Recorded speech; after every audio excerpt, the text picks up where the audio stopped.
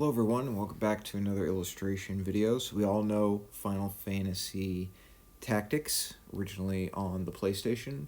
You're probably familiar with the War of the Lions, the kind of remake, re-updated upgrade to the original Final Fantasy Tactics. But there's a third series that I hope you are familiar with, and that is Final Fantasy Tactics Advance. It's hard to pick one, but this might be my all-time, like maybe non-Pokemon favorite Game Boy Advance game. I absolutely loved this art style. I had the strategy guide, not even really to like learn about the game, just strictly because I loved the character class illustrations. The character designs in this game are so vivid and so unique and just so much fun. As I was kind of like putting together this little mini series of 5 video games to illustrate, I knew that this was going to be one that I wanted to focus on. So this was something that I had planned for a while, and I'm pretty excited to jump in on it. So what I decided to do was I took 3 characters, and you're going to have to forgive me. There was a lot of names, a lot of classes. I think I remember them. And honestly, one of the things that I'm realizing as I go back and look at some of these games I played as a kid, it's entirely possible I was pronouncing the names incorrectly the whole time.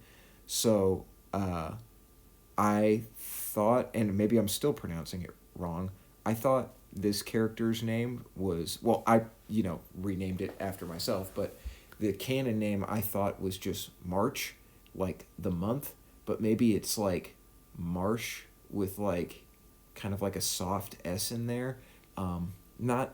Not totally sure on that.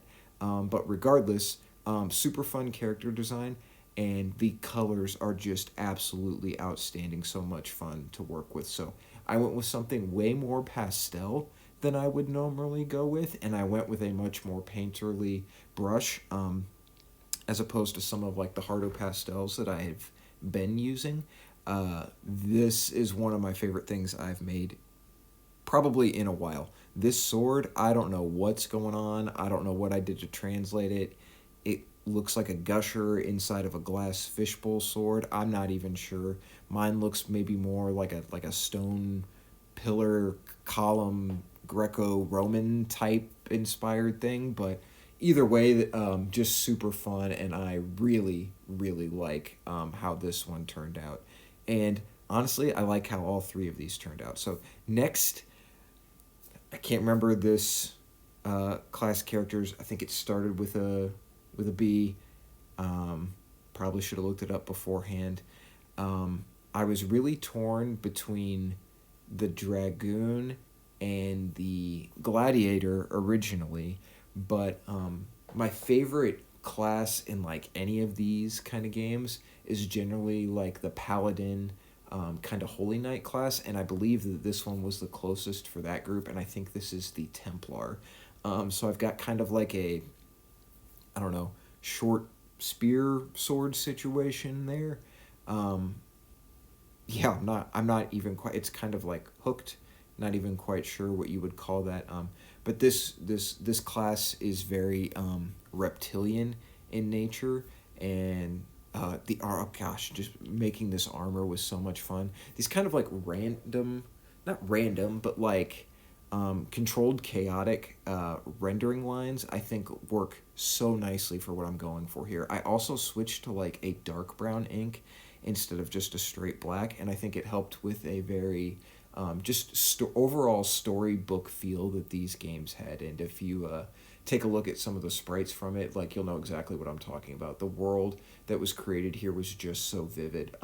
I almost just straight up illustrated the snowball fight at the beginning before they end up in the fantasy environment, because that was just, I don't know. I mean, it was obviously just a tutorial level, but it was such an iconic way to like tie the world building and story into the gameplay. And, as a kid, that just absolutely blew my mind. So here is our Templar. I really like it. Blue, yellow, and silver, but with the orange and then kind of like the warmer tones that makes it feel very parchment-y. Really like how this one turned out overall. And then last but not least, gosh, So these ones are kind of they kind of almost remind me of like Eeyore. They're somewhere between like Hippo. I don't know. They're kind of in that genre, and I believe they were called Numus, but it's like Numu if I remember correctly. And the one that I went for here was the Sage.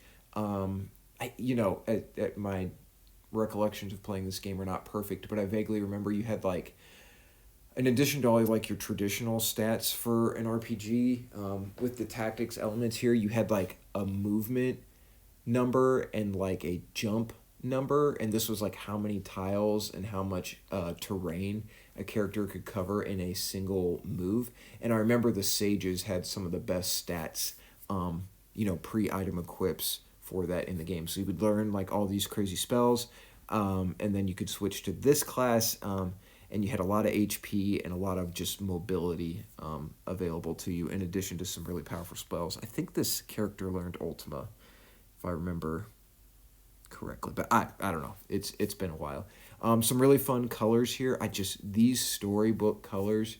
I should do just a color study from this game in general. I was learning so much and it was happening so fast. And I just loved some of the results I was able to achieve. I could not believe how three-dimensional the things that I was making ended up looking. So some fun details here. The jewelry, the earring, I love that.